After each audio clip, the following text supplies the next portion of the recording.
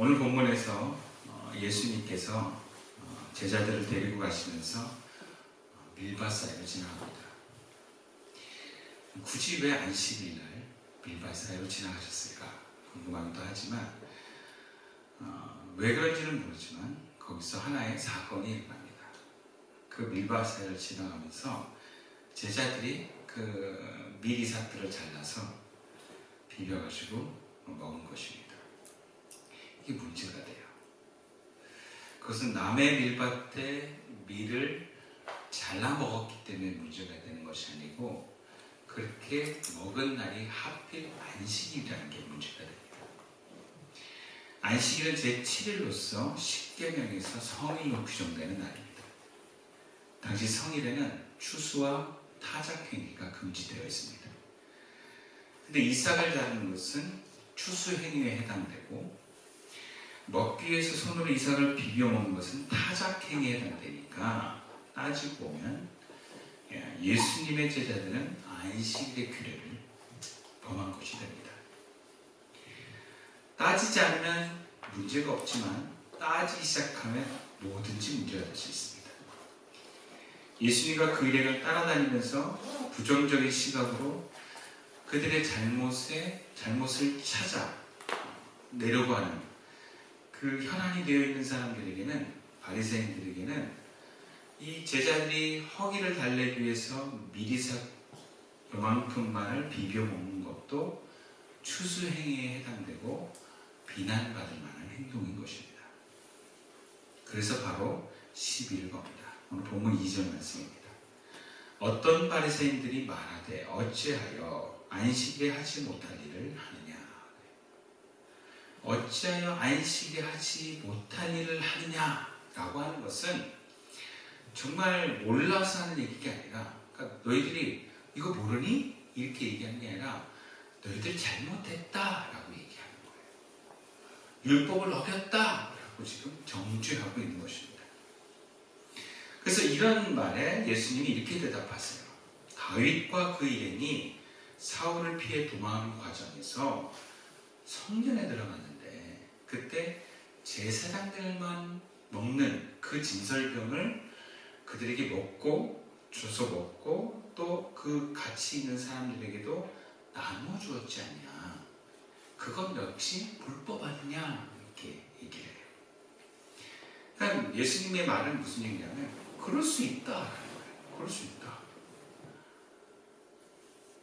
법을 어기는 것은 맞는데 상황에 따라서 사람을 살리는 데 있어서는 율법을 어길 수 있다라고 하는 예수님의 기본 논리가 깔려 있습니다. 이것은 법을 어겨도 된다라는 게 아니라 더 큰 법을 지키는 데 있어서 어쩔 수 없이 어길 수밖에 없는 법이 있다라는 거예요. 즉 내 이웃을 내 몸처럼 사랑하라 라고 하는 그 상위법을 지키는 데 있어서는 하위법을 어길 수 있다는 것이죠. 이것은 예수님의 해석입니다. 결국 이 문제는 해석의 문제라고 볼 수 있어요. 해석이 다른 것뿐이에요. 그런데 예수님은 새로운 해석을 내놓으시는 거예요. 그래서 안식일에 밀을 비벼먹는 행위가 하나님 보시기에 죄가 아니다라는 걸 얘기하는 거예요. 그러면서 한마디를 더 덧붙이는데 그게 5절 말씀이에요. 인자는 안식일의 주인이니라. 무슨 말이에요? 인자, 예수님 자신을 말합니다. 예수는 성전보다 크시며 안식일에 대한 하나님의 권한이 위임된 사람이기 때문에 안식일 계명의 해석자로서 절대적인 권위를 가진다. 결론적으로 아무리 안식일이라고 해도 인자가 허락하고 인자를 위한 일이라면 문제가 없다는 거죠. 예수께서는 하나님 나라를 가져오신 분이십니다. 그리고 그 하나님 나라를 이루어가는 데 있어서 예수님이 하는 많은 사역 중에 하나가 뭐냐면 옛 율법과 구약에 기록된 하나님의 말씀을 새롭게 해석하는 일들을 하고 계세요. 근데 바리새인들은 여전히 옛 해석에 머물러 있습니다. 오히려 그 옛 해석을 더 강화시키고 그 해석을 고수하기 위해서 새로운 해석을 못 받아들이고 비방하고 있는 거예요. 예를 들어서 이런 거예요. 우리가 예전에 중고등부 아이들을 교육하기 위해서는 때려야 했다 그래요. 기합을 줘야 된다. 그래야 애들은 은혜를 받고 제대로 된다. 그렇죠? 근데 시대가 달라졌어요. 학교도 아이들 때리질 않아요. 근데 그 옛날에 그 애들을 패가지고 그 예수 잘 믿게 했던 그게 막 너무 좋아가지고 그 강요하는 거예요. 애들 패야 돼. 장작고 아이들은 패야 된다. 이러면서 그걸 계속 보셔요. 그래서 새로운 선생님이 나와가지고 요즘에 누가 애들을 때려요. 아이들을 사랑으로 가르치고 존중해야 됩니다. 너 나가. 이렇게 되는 거죠. 옛 해석이 옛날에는 맞아요. 옛날에는. 근데 그걸 계속 고수하는 건 뭔가 시대에 맞지 않는 해석이라는 게 그런 것 같습니다. 세상은 늘 새로울 수 있어요. 거기에 열려있는 마음이 어떻게 보면 주님이 이 시대를 감당하게 하는 하나님의 사람들에게 주신 모습인 것 같아요. 그러니까 예수님이 공생일을 하면서 그런 일들을 하시는 역사가 오늘 우리들에게도 주어집니다. 새로운 해석에 열려있는 것입니다. 이미 예수님은 세리와 함께 식사한 사건에서부터 계속 그것을 이야기하고 있어요. 죄인들로 여기는 세리들과 함께 식사할 때 바리새인들은 예수님이 죄인들과 함께 하니까 죄인이다 라고 했지만 예수님은 내가 의사로 왔기 때문에 이 죄인은 환자다. 의사가 환자를 만나는 건 환자를 도와주기 위한 거다 라고 새로운 해석을 하는 그 바리새인들과의 신을 계속하고 계세요. 하나님께서 우리를 통해서 바로 그런 하나님 나라를 세워가십니다. 근데 하나님 나라를 세워가는데 하나님 계속 우리에게 새로운 해석을 주세요. 성령의 감동을 통해서 우리에게 뭔가 더 유연하고 이 시대와 우리의 지금 성장에 맞게 인도를 해가십니다. 그러면 성령은 현실의 영입니다. 성령은 오늘 우리에게 가장 적절하게 우리에게 말씀하시고 인도하시는 하나님의 영이십니다. 그걸 듣고 가는 게 굉장히 중요해요.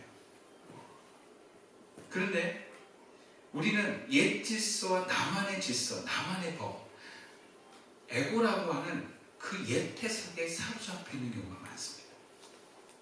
그 해석을 새롭게 받아들이는 건 감정과 몸이 불편한 거예요. 저 같은 경우는 시간의 강박이 있어요. 저희 옛 해석은 뭐냐면 시간을 지켜야 된다.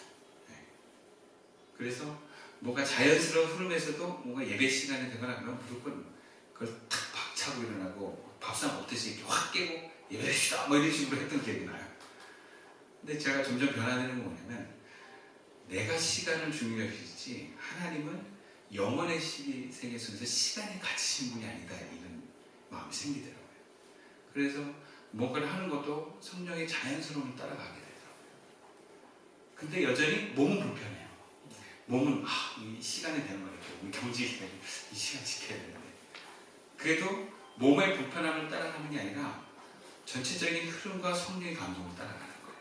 그런 저항과 그런 순종하는 속에 약간의 갈등은 있어요. 물론 어떤 사람은 큰 갈등이 있을 수 있고요. 근데 중요한 것은 그 에고를 내가 힘들더라도 내려놔야 하나님의 새로운 해석과 함께 하나님의 나라, 좀 더 나은 세상을 이루어갈 수 있다는 거예요.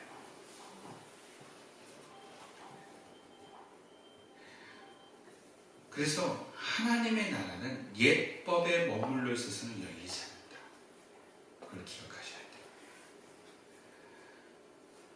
특히 인간관계에 있어서도 우리의 옛 질서, 옛 법으로부터 벗어날 수 있어야 됩니다. 본문 두 번째는 또 안식일에 일어난 사건이에요. 예수님께서 안식일 회당에 가셨는데 거기 오른손 많은 사람이 있었어요. 이게 오른손이 구부러졌다라고도 표현을 합니다. 근데 재미있는 것은 서기관과 바리새인들의 태도입니다. 7절 말씀이에요. 서기관과 바리새인들이 예수를 고발할 증거를 찾으려 하여 안식일에 병을 고치신가 엿보니 이미 이들은 예수님을 계속해서 삐딱한 시선으로 보고 있어요. 새로운 예수님의 율법 해석에 대해서 이들은 여전히 거부하고 불편이 있다는 것을 드러냅니다. 오히려 그 예수님을 고발해서 그 예수님의 잘못을 딱 잡아내서 예수님의 모든 말씀과 존재를 부정하려고 합니다. 아주 그런 마음을 먹어버렸어요. 하나님을 경외하기 위해서 율법을 철저하게 지키는 바리새인들이 자신들의 옛 습관과 법에 머물기 위해서 그것을 침해하는 새로운 해석을 주장하는 사람들을 공격하고 밀어내고 있습니다. 그래서 하나님의 시선으로부터 완전하게 닫혀있는 모습을 일관합니다. 그게 바리새인들이에요. 닫혀있습니다. 근데 예수님은 달라요. 예수님은 늘 그분의 사역이 하나님의 시선과 연결되어 있습니다. 하나님이 말씀하시면 말하시고 하나님이 일하시면 일하시는 분이세요. 하나님의 사랑과 하나님의 긍휼하심이 예수님의 모든 사역과 말씀에 흐르고 있습니다. 그리고 놀라운 것은 하나님의 긍휼과 사랑의 시선에 역행하는 바리새인들과 서기관의 생각과 그들의 말에 저항하신다는 예수님. 본문 8절부터 10절 말씀입니다. 저는 교독하겠습니다. 예수께서 그들의 생각을 하시고 손마른 사람에게 이르시되 일어나 한가운데 서라 하시니 그가 일어나 서거늘 예수께서 그들에게 이르시되 내가 너희에게 묻노니 안식일에 선을 하는 것과 안식박을 하는 것 생명을 구하는 것과 죽이는 것 어느 것이 옳으냐 하시며 무리를 둘러보시고 그 사람에게 이르시되 네 손을 내밀라 하시니 그가 그리하매 그 손이 회복된지다. 예수님께서 손마른 사람을 회당에서 고치신 행위는 본문의 표현에 의하면 의도적인 모습으로 진행이 돼요. 그러니까 먼저 안식일에 손마른 사람이 있는 것은 어쩌면 바리새인들과 서기관들에게 굉장히 좋은 미끼예요. 이들은 안식일에 음식을 먹는 문제로 예수님에게 시비를 걸었지만 만족할 만한 성과를 얻지 못했어요. 그러자 이제 안식일에 병을 고치는 문제로 다시 시비를 겁니다. 당시 안식일에는 병을 고치는 경우는 정말 위급한 경우가 아니면 치료하면 안 돼요. 다시 말하자면 생사를 다투는 위급한 경우에는 가능합니다. 그러니까 한 손 마른 사람의 이 병은 안식일날 고치면 안 되는 거예요. 고칠 이유가 없어요. 굳이 이거 구부린 거 땄다고 죽는 거 아니거든요. 그리고 이거 피는 거 내일 펴도 돼요. 오늘 안 펴도 돼요. 뭐 펴지지도 않지만. 그리고 지금 바리새인들과 서기관의 관심은 손 마른 사람이 나는 데 있잖아요. 어떻게 해서든 예수님의 율법 해석이 잘못됐다는 것을 드러내서 자신의 옳음을 증명하고 새롭게 도전하는 예수님의 도발을 저지하는 데 그 목적이 있어요. 그러니까 손마른 사람도 그들의 눈에는 그저 자신들이 예수님을 고발하는 데 필요한 도구일 뿐입니다. 우리가 사람을 사람으로 대하지 않고 도구로 대하는 순간 우리는 어둠의 영에 사로잡힙니다. 예수님은 이 모든 일을 아셨습니다. 바리새인들과 서기관의 생각을 아셨어요. 그들의 악함과 어리석음과 무지함을 아셨습니다. 어쩌면 이들은 변화될 수 없을 거예요. 그렇다면 피할 만합니다. 무시할 만합니다. 정말 손마른 사람을 고치고 싶다면 내일 찾아오라고 해도 돼요. 내일 나를 찾아와. 고쳐줄게. 굳이 붙을 필요가 없어요.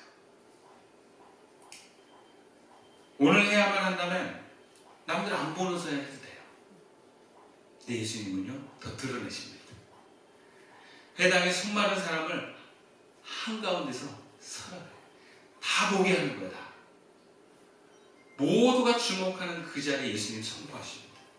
안식일에 대한 하나님의 뜻, 예수님의 새로운 해석을 선포하십니다.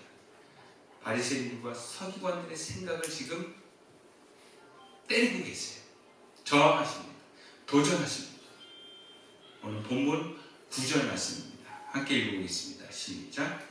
예수께서 그들에게 이르시되 내가 너희에게 묻노니 안식일에 선을 행하는 것과 악을 행하는 것 생명을 구하는 것과 죽이는 것 어느 것이 옳냐 하시니 예수님은 이제 자신이 행할 사건에 대해서 이렇게 선포합니다. 내가 지금 이 수많은 자를 치료하는 것은 선을 행하는 것이다. 또 생명을 구하는 것이다 라고 얘기를 하세요. 안식일에 병든 자를 치료하고 생명을 구하는 것은 하나님 보시기에 옳은 것이다. 근데 9절 말씀은 동시에 바리새인들과 서기관들에게 말씀하시는 메시지가 있어요. 선을 행하지 않는 것은 악을 행하는 것이다. 생명을 구하지 않는 것은 죽이는 것이다 라고 얘기해요. 그러면 예수님은 안식일이라고 해서 선을 보고도 행하지 않은 것은 악이다 라고 얘기를 하는 것이고, 이 악을 안식일에 행할 수 없다라고 말합니다. 결국 신구의 두 질서, 즉 예수 그리스도의 복음과 이 새로운 해석과 율법주의자들의 옛 해석이 이렇게 구분된다는 것을 보여주고 계세요. 이 병자에게 선을 행하는 것은 그리스도와 병자들에게 어떤 관심도 없이 오직 율법 조문만 지키라는 너희들은 악을 행하는 자들이다 라고 얘기를 하는 거예요. 그리고 이런 악은 자신들만 망하는 것이 아니라 예수님이 여기서 불쌍한 병자를 고치시고 나아가 그 영혼까지 구원하시는 예수님의 계획을 못하게 막는 바리새인들을 지적하고 있습니다. 하나님은 나를 통해서 사람들을 고치시고 영혼을 구원하신 하나님 나라의 일들을 세워가세요. 근데 나도 모르게 옛 질서와 옛 법과 에고에 사로잡혀서 새로운 예수님의 계획을 거부하고 오히려 하나님 나라의 일들을 방해할 수도 있는 거예요. 근데 이 방해하는 내 모습 중에 침묵도 있다는 거예요. 아무런 잘못된 말과 잘못된 행위를 하지 않더라도 여러분 침묵하는 것만으로도 우리는 하나님 나라의 사역을 방해할 수 있습니다. 저항하지 않는 것이 우리가 방해할 수 있어요. 여러분 우리가 나를 고치는 게 힘들어요. 근데 이런 마음이 들 수 있어요. 왜 힘들게 고쳐? 그냥 내버려 두지. 그게 하나님 나라를 위해서 더 많은 일을 하지 않는 것뿐만 아니라 여러분 그게 죄고 악이고 하나님 나라를 방해하는 것일 수도 있어요. 여러분 나는 나만의 것이 아닙니다. 나는 주님의 것이라고 우리가 고백을 해요. 그럼 주님의 몸된 내가 하나님의 뜻하신 바대로 거룩한 나로 변화되어 가는 것은 하나님이 우리에게 원하시는 뜻입니다. 선입니다. 근데 내가 변화되기를 거부하고 내 옛 질서에 나는 머무르겠다. 여러분 그것은 선을 행하지 않는 것이라 악을 행하는 것이 됩니다. 가끔 자녀들을 키우면서 그런 고민을 해요. 얘네들에게 공부를 시켜야 될까 말까. 공부를 하라고 얘기하는 게 되게 불편합니다. 왜냐하면 뭔가 강요를 해야 돼요. 그래 애들이 저항을 해요. 그러면 화가 나요. 짜증나요. 근데 그런 생각을 해봐요. 내가 이 아이를 아이가 원하는 대로 방치하는 것이 과연 옳은 것인가. 싸움은 없기 때문에 평화롭습니다. 방치하면 굉장히 평화로워요. 근데 이거를 하나님 보시기에 잘못된 거기 때문에 얘기를 하고 그걸 해내지 못했을 때 제재를 하고 뭔가 불편한 얘기를 하는 것은 그 아이가 정말 하나님 안에서 건강한 아이로 자라기 위해서 필요한 선입니다. 그래서 할 수밖에 없는 경우가 많아요. 근데 남의 애들은 그렇게 하잖아요. 말도 안 듣는 분들은 내가 그런 책임이 없어요. 피합니다. 나의 아이는 그렇게 할 수가 없어요. 왜? 책임이니까. 여러분 내 몸이 나의 책임이 있어요. 하나님이 보내신 이 나라고 하는 존재를 하나님 보시기에 가장 거룩한 나로 만들어가야 되는 책임이 나에게 있어요. 누구한테 있는 게 아니에요. 근데 내가 힘들다고 내 것이 다 내 것이냐, 내가 원하는 대로 편하고 뭔가 즐겁게만 살려고 한다면 여러분 그것은 악이 돼요. 죄가 돼요. 나를 하나님이 원하시는 삶으로 끊임없이 변화해 나가는 것. 근데 우리가 알게 모르게 이걸 방치하고 싶은 유혹이 많아요. 남이 잘못해도 침묵하고 싶은 마음을 잡더라고요. 근데 예수님은 행동합니다. 저항합니다. 예수님은 자신에게 만나지는 병자들을 그냥 지나치지 않으셨습니다. 지붕을 뚫고 말씀을 선포하는 것을 방해하고 분위기를 깨는 중풍병자를 고치셨고, 하나님 나라를 나아가고자 하는 데 있다면 죄로 박혀있던 세리들도 만나서 회개시키고 고쳐주고 심지어 같이 식사를 했습니다. 안식일에 배고파하는 제자들을 먹게 하셨고, 안식일에 손이 오그라든 사람을 고쳐주셨어요. 그냥 지나치지 않습니다. 침묵하지 않으셨어요. 근데 바리새인들은 중풍병자의 사죄 선포 생각으로만 정지하고 아무 말도 하지 않았습니다. 제리와 함께 식사하는 예수님을 보면서 제자들을 비난하면서 우회적으로 예수님을 비난했습니다. 안식일에 미리상을 먹는 예수님의 식구들을 보면서 예수님께 아무 말 하지 못하고 제자들만 비판합니다. 그리고 안식일 회당에서 손 마른 사람을 치료할 때도 아무 말 못하고 속으로 화만 내다가 그들끼리 예수님을 어떻게 해야 할지를 논합니다. 말을 안 해요, 이 바리새인들이. 예수님은 병을 고치고 선을 위해서 눈치를 안 보고 말씀하시는 분인데, 바리새인들은 자신의 옳음을 대놓고 말하지도 않고 그렇다고 바꿀 생각.